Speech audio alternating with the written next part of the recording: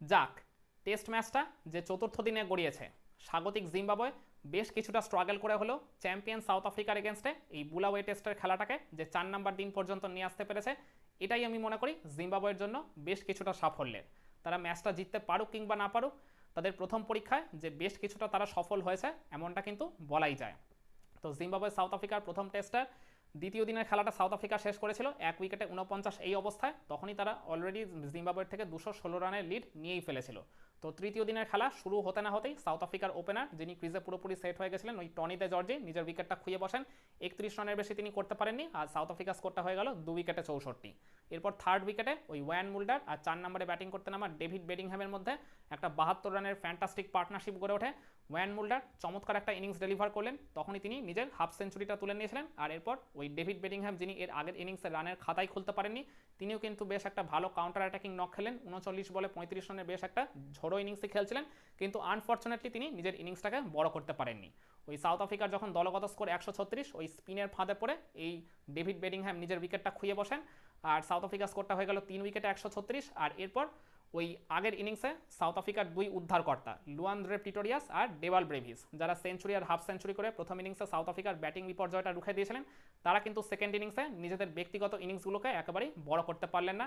একজন 4 করেছেন আর একজন 3 করেছেন, দুজনেই আবার লেগ স্পিনার ফাঁদে পড়েই নিজেদের উইকেটগুলোকে বিলিয়ে দিয়েছেন, যার ফলে সাউথ আফ্রিকা স্কোরটা হয়ে গেছিল 5 উইকেটে 155।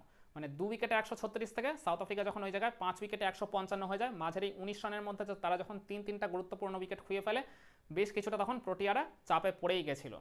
তবে এরপর ওই ষষ্ঠ উইকেটে ক্রিজে আগে থেকে সেট হয়ে যাওয়া ওয়ান মুল্ডার আর উইকেট কিপার ব্যাটার কাইল ভারানের মধ্যে একটা 104 রানের ফ্যান্টাস্টিক পার্টনারশিপ গড়ে ওঠে।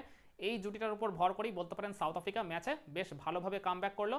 ওয়ান মুল্ডার তিনি চমৎকার একটা ইনিংস ডেলিভার করলেন 147 রানের, একেবারে ঝকঝকে ফ্যান্টাস্টিক ম্যাচ সেভিং একটা ইনিংসও খেলেছেন। আবার অপরদিকে বলতে পারেন সাউথ আফ্রিকার জন্য ম্যাচটাকে তিনি একদম জিম্বাবুয়ের থেকে ধরাছোঁয়ার বাইরেই নিয়ে চলে গেছেন। আর অপরদিকে কাইল ভারানে তিনি একটা চমৎকার সাপোর্টিভ রোল প্লে করেছেন 36 রান করে। তো এদের দুজনের যখন পার্টনারশিপটা ভাঙলো, তখন সাউথ আফ্রিকার স্কোরটা 259। প্রথমে ওই সেট হয়ে যাওয়া ওয়ান মুল্ডার নিজের উইকেটটা খুঁয়ে ফেলেছিলেন, আর তার ঠিক ভেরি নেক্সট ওভারে ওই লেফট আর্ম স্পিনার ওয়েলিংটন মাসাকাজা তুলে নিয়েছিলেন ওই কাইল ভারানের উইকেটটা।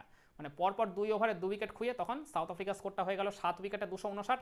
আবারও বেশ কিছুটা তারা চাপে পড়ে গেছিল ঠিকই, কিন্তু তখন অলরেডি অনেকটাই লিড নিয়ে ফেলেছিল তারা জিম্বাবুয়ের থেকে।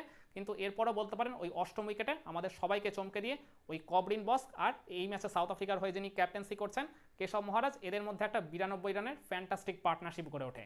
কবরিন বস্ক এর আগের ইনিংসে তো সেঞ্চুরি পেয়েছিলেন, সেঞ্চুরি করে তিনি নট আউটই ছিলেন, ওই জায়গা থেকে সাউথ আফ্রিকার ক্যাপ্টেন ইনিংস ডিক্লেয়ার করে দিয়েছিলেন।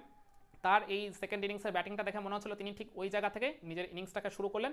আর অপরদিকে কেশব মহারাজ একটা ফ্যান্টাস্টিক ক্যাপ্টেন্স নক তিনি ডেলিভার করলেন 51 রানের।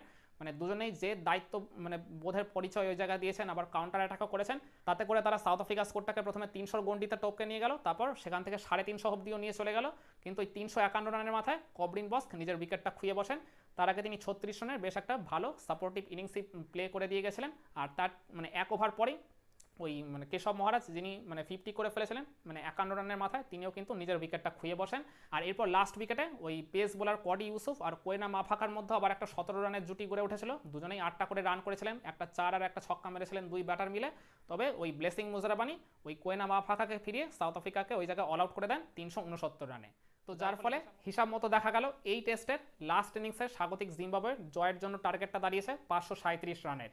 এরকম একটা হিউজ ম্যামথ টার্গেট নিয়ে তৃতীয় দিনের খেলার একদম শেষ বেলায় জিম্বাবুয়ের দুই ওপেনার ব্যাটিং করতে নেমে বেশ শক্ত চোয়াল চাপা লড়াই করছিল, বেশ দাঁতে দাঁত চেপে তারা প্রতিরোধ গড়ে তুলেছিল সাউথ আফ্রিকার বোলার আর ফিল্ডারদের এগেনস্টে। কিন্তু তৃতীয় দিনের খেলার একদম শেষ বেলা বা বলতে পারেন একদম লাস্ট ডেলিভারিতে ওই কবরিন বস্ক 19 নম্বর ওভারে বল করতে এসে জিম্বাবুয়ের এই ওপেনিং জুটিকে তিনি ভেঙে দেন। তো যার ফলে জিম্বাবুয়ের এই তৃতীয় দিনের খেলাটা শেষে তাদের স্কোরটা দাঁড়িয়েছে 1 উইকেটে 32। আর ওই উইকেটটা পড়ার সাথে সাথেই আম্পায়াররা তৃতীয় দিনের খেলাটা বন্ধ করে দেয়।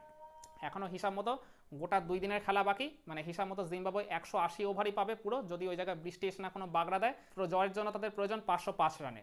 হাতে পর্যাপ্ত সময় রয়েছে, অনেক অনেক ওভার বাকি রয়েছে, যেটা কিনা এই রান তোলার জন্য একেবারে আদর্শ। কিন্তু তারপরেও এই 537 রানের টার্গেট চেস করে লাস্ট ইনিংসে জিম্বাবুয়েকে এই টেস্ট ম্যাচ জিততে গেলে টেস্ট ক্রিকেটের রেকর্ড বুকের পাতা ওলট পালট করে জিততে হবে।